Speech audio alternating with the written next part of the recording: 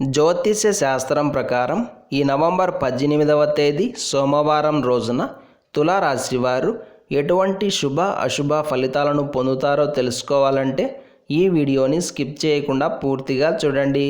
అలాగే తప్పకుండా మా ఛానల్ని సబ్స్క్రైబ్ చేసుకోండి. ఈ నవంబర్ 18వ తేదీ సోమవారం రోజున తులారాశి వారికి ఆనందం కలిగించే సంఘటనలు చోటు చేసుకుంటాయి. లాభదాయకమైన ఖర్చులు ఉంటాయి. అయితే సంతకాలకు విలువ ఉన్న ఉద్యోగస్తులు మరియు పై అధికారులు ఈ రోజున కొంచెం జాగ్రత్తగా ఉండాల్సి ఉంటుంది. అలాగే మధ్యవర్తిత్వాలకు సంబంధించిన వ్యవహారాల్లో, అలాగే షూరిటీ సంతకాలకు సంబంధించిన వ్యవహారాల్లో కాస్త దూరంగా ఉండడమే మంచిది. లేకుంటే భవిష్యత్తులో ఇబ్బందుల పాలు కావాల్సి వస్తుంది. కాబట్టి ముందే జాగ్రత్త వహించండి. ఇంట మరియు బయట ప్రశాంతతతో కూడుకున్న వాతావరణం నెలకొని ఉంటుంది. కుటుంబ సభ్యులతోటి ఆనందంగా కాలక్షేపం చేస్తారు. జీవిత భాగస్వామితో సంతోషంగా ఉండగలుగుతారు. పాత గొడవలను కాసేపు పక్కన పెట్టేసి ఆనందంగా కాస్త సమయాన్ని కాలక్షేపం చేస్తారు. శుభకార్య ప్రయత్నాలు కలిసి వస్తాయి. ప్రయాణాలు లాభిస్తాయి. ఆరోగ్యం కాస్త నలతగా ఉండవచ్చు. అయినప్పటికీ భయపడాల్సిన పనేమీ లేదు. జాగ్రత్తగా ఉంటూ మీ పనులను మీరు చేసుకుంటే సరిపోతుంది. అలాగే కీలకమైన వ్యవహారాలను దగ్గరుండి చూసుకోవడం మంచిది. మొత్తం మీద తులారాశి వారు ఈ రోజున దాదాపుగా యోగదాయకమైన ఫలితాలనే పొందుతారు.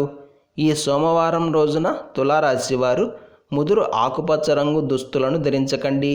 మీ ఇష్ట దైవాన్ని తెల్లటి పూలతోటి పూజించండి. ఈ సోమవారం రోజున ఉన్నటువంటి తిథి తదియ, నక్షత్రం మృగశిర నక్షత్రం. అయితే ఈ రోజున ఉన్నటువంటి పంచాంగాన్ని అనుసరించి పెళ్లి చూపులకు, నిశ్చితార్థానికి, అన్నప్రాసనకు, విద్య మరియు వ్యాపారాల ప్రారంభాలకు, వాహన కొనుగోళ్లకు, క్రయ విక్రయాలకు, ఆరోగ్య సూత్రాలను పాటించడం ప్రారంభం చేయడానికి కాలం అనుకూలంగా ఉంది. అయితే ఈ రోజున అప్పు ఇవ్వడం అలాగే అప్పు చేయడం ఈ రెండింటికి దూరంగా ఉండాలి. అలాగే ఈ రోజంతా శుభప్రదంగా ఉండడానికి తెల్లవారుజామున స్నానం ఆచరించిన తరువాత శివాలయానికి వెళ్ళి యథాశక్తిగా శివారాధన చేసుకొని మీ యొక్క కోరికను నందీశ్వరుడికి కుడి చెవిలో చెప్పాలి. ఇలా చేసిన తరువాత దినచర్యను ప్రారంభం చేస్తే చక్కటి శుభాలు కలుగుతాయి. ఈ సోమవారం రోజున సంకష్టహార చతుర్థి వచ్చిన సందర్భంగా ఎవరైతే గణపతిని ఆరాధన చేసి పూజిస్తారో వారందరికీ వినాయక అనుగ్రహం కలిగి శత్రువులపై విజయాన్ని సాధిస్తారు. అలాగే సకల భోగభాగ్యాలను అనుభవిస్తారు. అలాగే ఈ రోజున మృగశిర నక్షత్రం వచ్చింది కాబట్టి మనమంతా ఈరోజు సాయంత్రం ఆంజనేయ స్వామివారిని పూజించాలి. ఇప్పుడు మనం ఒక చిన్న తేలికపాటి పరిహారం గురించి తెలుసుకుందాం.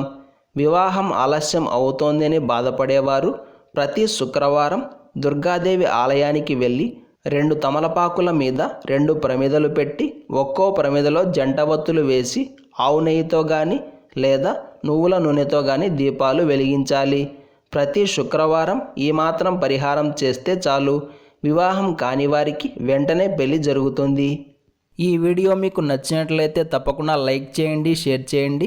అలాగే రేపటి రాశి ఫలాల కోసం ఇప్పుడే మా ఛానల్ని సబ్స్క్రైబ్ చేసుకోండి.